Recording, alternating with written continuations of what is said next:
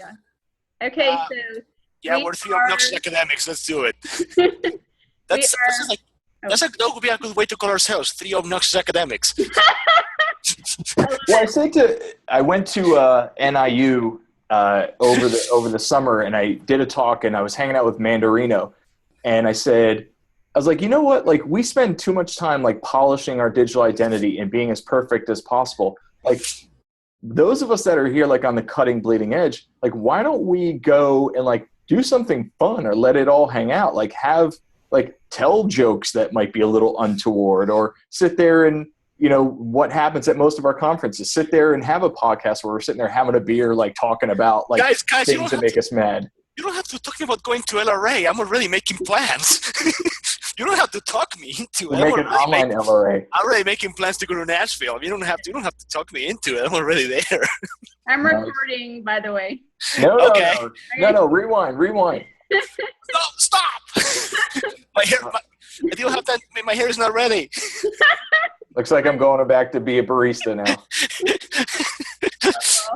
Okay, so let's get serious. So serious academic hashtag is the topic. What do you guys think about the debate about what is a serious academic, and especially the idea that was originated in the Guardian piece about how annoying it is to see people valuing Instagram, Twitter as spaces to dialogue with other academics or with the broader public? What do you guys think? And then what do you think about the counter responses critiquing, like Tattooed Prof, and some others have made some responses? What do you guys think? Go ahead, sir. You can start. All right. Yeah, I actually read the whole thing. I mean, I read the initial Guardian article, and then I read the other responses, and I actually have participated in the hashtags, both serious academic and last year's I look like a professor. I actually posted some things about that on Twitter, because I think we need to rethink what serious means. Unfortunately, we live in a culture, and I mean, I know it's like that in the US and it's like that in Colombia, where I like to use the term the scopusization of knowledge. Like, now, the only serious knowledge is if you publish in quartile journal on Scopus or an index journal or whatever, and that's like the only thing that counts as serious research or serious knowledge. And you're a serious academic if you're publishing in the quartiles. And while that is important and we have to do that, there is always the point of if we're not a zero-sum game, and just going and putting all our resources on publishing in the top journals is actually making us lose touch with reality, and making us lose touch with how to disseminate information. And I think in a field, in particular, I feel like ours, like literacy, we need to think carefully about this, because we are dealing with language. And I tell my students when I talk about literacy that our motto is, if it has text, we'll study it. And in that particular sense, not every academic, so to speak, outlet is going to lend itself to showing the research that we're doing, especially when some of us are doing digital multimodal research, and we are actually trying to post it on canonical monomodal outlets like journals. I mean, and because that obviously brings the problem, right? Because if I'm doing research like the one I do in Colombia, I'm doing research on graffiti and tattoos, fashion, and yeah, if I'm going to translate that, then it's some of that to the journal, when the journal, first of all, they tell me is, oh, you have a limit of pictures. You can only post 3 or 4. Like, I have 140. You want me to make, so you're telling me 7,000 words to make sense of 140 pictures, and to make sense of the interviews, and to make sense of the voices of 7 people, because that's my team, there's 7 of us, and I only have 7,000 words. Something's gonna give. And if I want to sound serious, then I'm going to start neglecting some of the voices on the margins. So for me, the issue of being serious, a serious academic is actually, yes, keeping in mind some of the principles of research, being rigorous, keeping in mind ethics, protection, human subject protection, finding topics that are relevant, but that can also be powerful, and also can lend themselves to an impact on policy, an impact on the curriculum. And most importantly, I think again, going back to my case, I think the seriousness, it's not even the topic, it's actually the commitment that the researchers are putting into the work. And sometimes that commitment is not reflected on the book. It's not reflected on the text. And that, I mean, for me, I work with undergrads, and they are serious academics because they take their work very seriously. Whether they're doing video games or they're doing graffiti, they do it seriously. They commit to the work. Mm-hmm. And social media, I think it's powerful. I mean, when I read a piece on the Guardian and the guy was saying, I'm not a professional Instagrammer, the first thing I thought is, my research team, we have an Instagram account, and we go out of our way to come up with every time we go to a conference, we come up with a hashtag. I mean, we have tags for every conference we attend, we have a hashtag, and we post pictures and we post things from the presentation. We help disseminate in ways that sometimes people in Colombia might not be able to read our articles, but they might be able to see the images that we presented. So there is this issue that's, we're talking about serious as in only doing what we consider to be the norm, what we consider to be the standard, what we consider to be the canonical research, or are we going to start thinking about seriousness in terms of the quality, the commitment that we're putting into our research? And I think for me, I am a serious academic. I'm just seriously quirky, and I don't take myself too seriously in some aspects of my life. But I take, by the commitment my research team and I put to research, that goes beyond question. And that, to me, is what makes our work serious, what makes our academic work serious. Yes, we're looking to publish in the top journals and we're looking to go to the big conferences, but that is just one portion of what makes our work serious, is the choice of topics and our concern for society and our concern for the common good, and for our goals, and for what this is going to mean for my students when they become teachers. I think that's what makes it serious. Yeah, I agree with you. I think that part of the challenge is that that we're serious. It's loaded. I think that you bring up a lot of great points. One of the issues, we were talking about Literacy Research Association before. One of the issues, I was in one of those multimodal, you had experts in multimodal research, and they said, we have such challenges as we present our work in journals. We have students that are remixing video, and then for the purposes of the journal, I got to give you a black and white little screenshot of one section of the video, and you lose everything. So we almost need different ways to publish. I think also when we think about being a serious academic or a serious researcher, there is this mindset. And I think that we're in between two models now, so hopefully the mindset will change. But there's this mindset that, real academics and real researchers publish in real journals. Those real journals that can't effectively capture multimodal content, but then also we know that they are set up in a structure that basically doesn't allow the research to get out there. By the time you conduct the research, you collect the data, you read it, revise it, there is a place and a role and a need for top-tier journals, but also a lot of those top-tier journals aren't accessible by people that can't get through the paywall and everything else.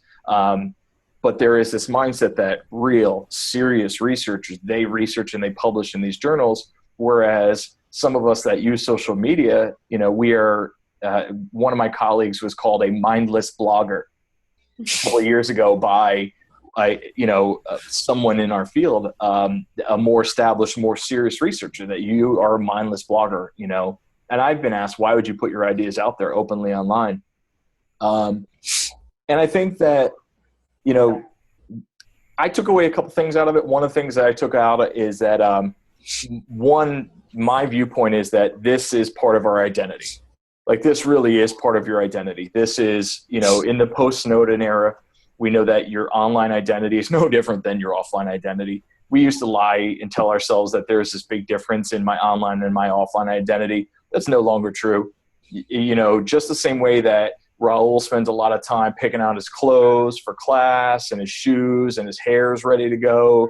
Like, you also should put that same thought and effort into your online presence. I think that we should, as educators, as public people, as researchers, as professors, we should do that.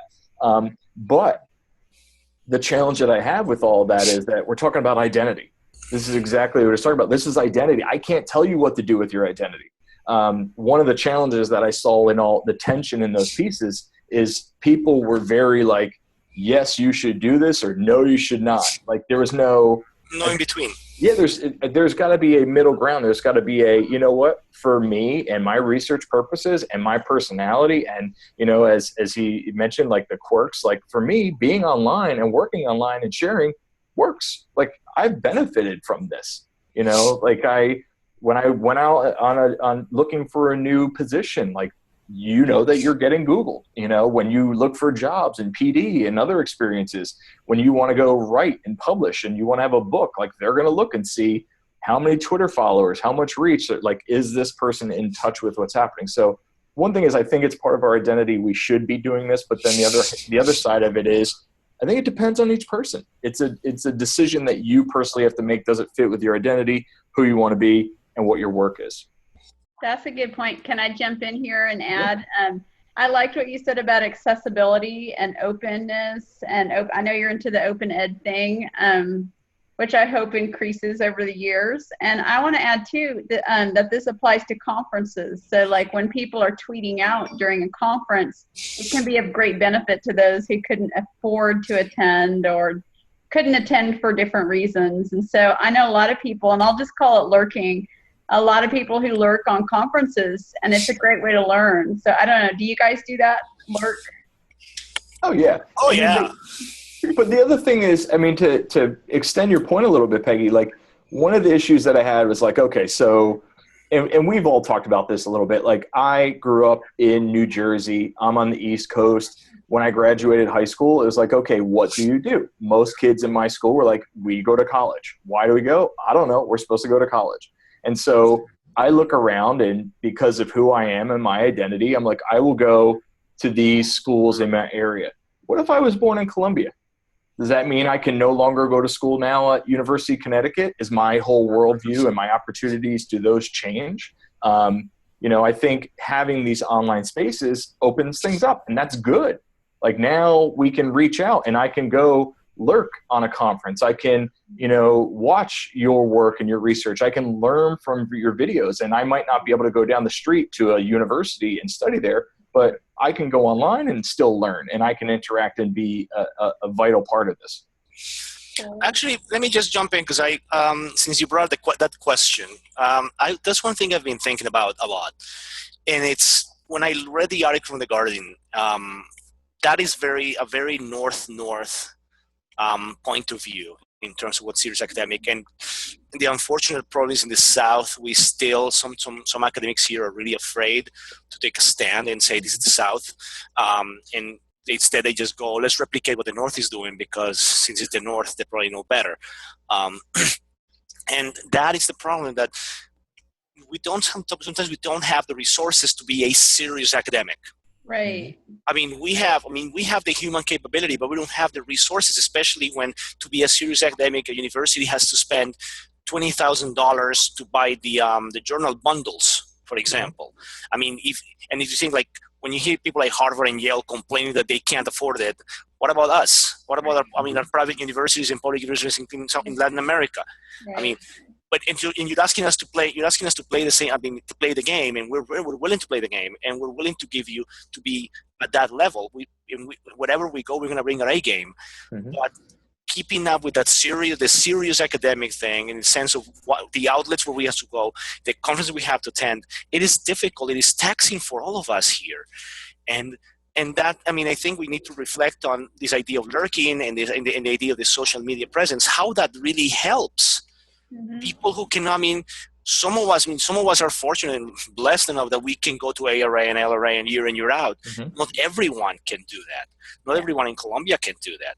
And they also need to take advantage of this media and look for these alternative outlets so people can actually get to know their work. Because the problem I see with the serious academic, the thing I mentioned first, is the push for this top journal culture that we have here, is that it's actually freaking people out. Mm-hmm. Because we have, when we turn into this vicious circle that I I am not going to write that because I cannot submit it to this journal because it's not top, but I don't have anything. But since I don't have anything to write, I cannot submit anything to a top journal. And it starts becoming this vicious circle where they end up publishing nothing because they got nothing to publish. Right. So, but that is the whole pressure. I'm trying to get some of my colleagues and some of my students to let them know it's my policy is everything counts. Yeah.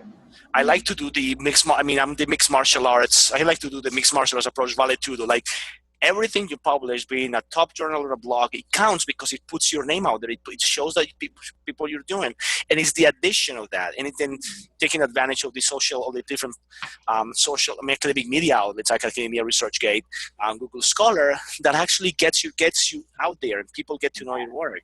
Good point. But because I think, and it's the addition of all that. Because I think I agree with Ian. It's not saying you have to. It's not yes or no. It's actually telling people, because that is one of the first things we have. We're telling people you have to get on social media. You have to go online. You have to create the profiles. You have to create Google Scholar. Have we told them why they should go there? And then how? Because we're telling them, create a Google Scholar profile, but how? I had a huge wake up call last year. I've helped facilitate the Walk My World project over a couple of years. And I've had a colleague of mine who is a professor in Argentina, and she has helped us plan, and she's been on the periphery helping out and watching. And she spent the first year or two just lurking. Right. She was just lurking. She was paying attention. She would help us plan, but she wouldn't do any of the learning activities. And then so halfway through 2 years ago, I get an email from her, and she says, look, I want a video conference with you. I said, okay. So she gets on and we're talking, and she said, look, I definitely get your thinking about digital identity, but like here in my area in Argentina with my students, like we can't do that. We can't do that. People say things on social media, then they disappear. We cannot just go out there and say these things. We can't create a digital identity. We can't create a profile. So one of the things we need to be aware of is with these social tools, there's great challenge, and there's also a great risk. With great risk or challenge, be whatever Spider-Man would say. So the challenge is like there's great things that you can do. We see what happens when things organize around a hashtag. Like with Ferguson. But also, let's face facts. There are horrible things that happen online. Wow. Look at Gamergate. Look at what recently happened. What's happening now with the Olympics and some of the athletes, what happened with the actress from Ghostbusters. Like there is horrible trolling that happens online. Right. There's horrible, like gender is a horrible perspective, or the way that some people relate to gender is horrible online. Part of it is like, why would you put yourself out there for that?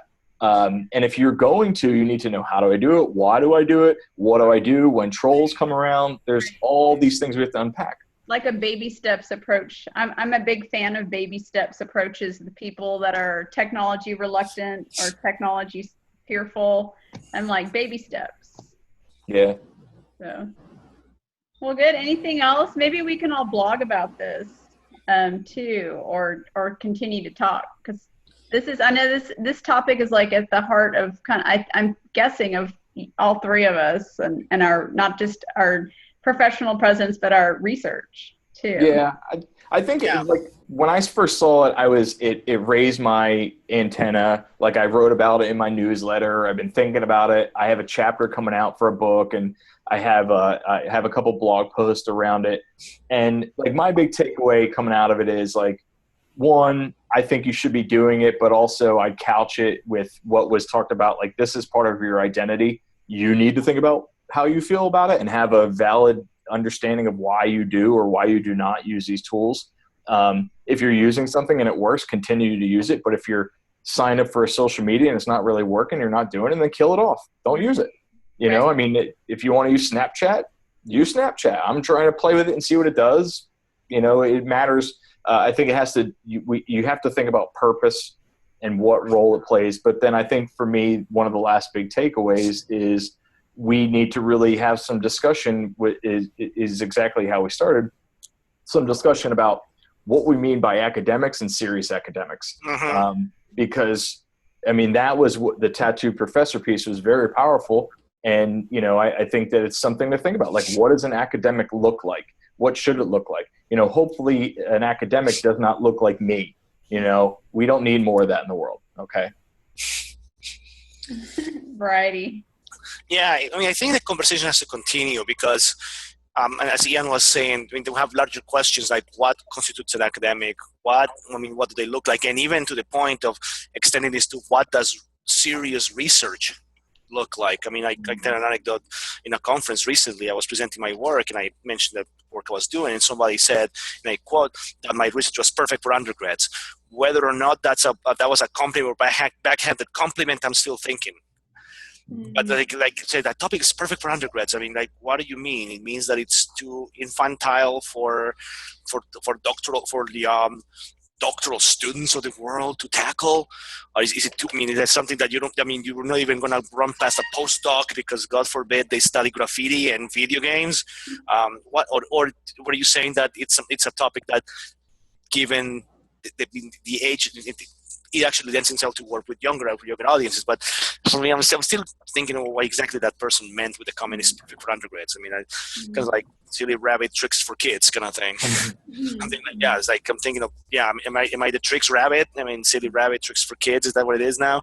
But we have to ask those questions, what it means to research, because when we start doing the serious academic and we start pushing for that, especially for us who are doing who are in educational research, I don't think we can fall into that narrative, because then we're going to reopen the gap we're trying so hard to close in teacher education, into getting our teachers into doing research, into thinking the research is valid, is something that can make a contribution to the field. But if we go back into the serious academic, then we're just disregarding the entire bunch. I mean, the community work, we're disregarding community research, we're disregarding practitioner research, because it's not done by serious academics. So I think that conversation, even beyond social media, has to happen. So as just to avoid that this hashtag becomes something that is going to marginalize not only faculty, but also practitioners and communities who are engaged in doing very powerful research that is changing the world. Good. Well, if it's okay with you guys, is it okay if we wrap up? Yeah. Awesome. So we'll look for Ian's chapter. I have a column coming out in the Allen Review shortly on social media and encouraging people to follow, like, and engage in dialogue on social media with young adult authors and other scholars and other people that Awesome. around young adult lit. So look for that, and we'll all look out for each other. And if you guys hear anything else about this topic, post it. Absolutely. So I saw this topic on Ian's Facebook page, and that's what got my attention. Yeah, actually, I read what Ian said, and I really enjoyed the articles. And when you said let's have this conversation, I said, well, it's perfect. It's time to start having these conversations, and maybe showing that serious academic means something else. Yeah, good. Okay, good. I'm gonna